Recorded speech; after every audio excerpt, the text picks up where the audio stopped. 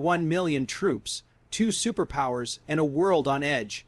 Right now, the United States and China are moving military pieces on the global chessboard like never before. Reports are coming in over 1,000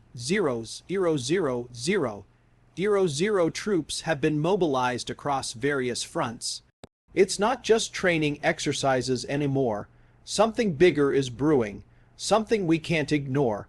Let's break it down. In the South China Sea, tensions have been simmering for years. Disputed islands, constant naval patrols, and aggressive air maneuvers have turned the region into a flashpoint. But now, with both countries' increasing military presence, it's not just a game of cat and mouse.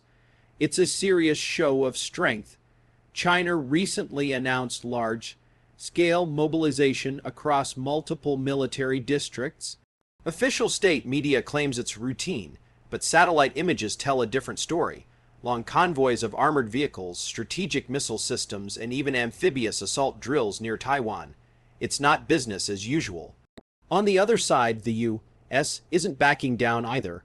Over 60,000 American troops are now deployed in the Indo-Pacific region, and joint drills with allies like Japan, Australia, and the Philippines are intensifying. Aircraft carriers, F-35 squadrons, missile defense systems. It's a clear message. We're ready if you are, but here's the thing. No one really wants a war, not the U.S., not China, and definitely not the rest of the world.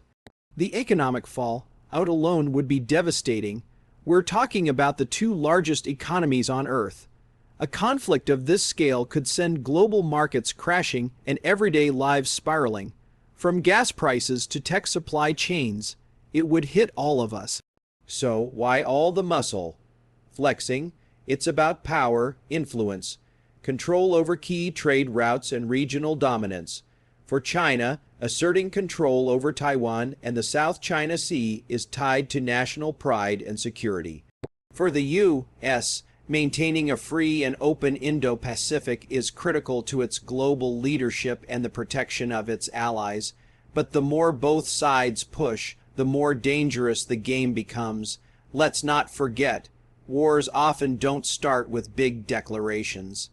They start with miscalculations, one wrong move, one misunderstood signal, one skirmish that spirals out of control. We've seen it in history. World War I began with a single assassination. The Gulf War started with an invasion that no one thought would happen. So what happens if things go too far? Experts say a direct war between the U.S. and China would be catastrophic. We're talking cyber attacks, missile strikes, and possibly even space warfare. Yes, space. Both nations have satellite killing capabilities. Knock out a few satellites and suddenly communications, GPS, and missile guidance systems go dark. It's modern warfare on a whole new level, but there's still hope. Behind the scenes, diplomacy is working overtime. Back channels between Washington and Beijing are open. Military hotlines exist to prevent misunderstandings. Leaders from both nations know the stakes and what they stand to lose. Still, this moment matters. The world is watching. People are nervous, and the decisions made in the coming months could shape the next decade. That's why we need to stay informed, not just with headlines, but with real understanding. Because the truth is, this isn't just about two countries.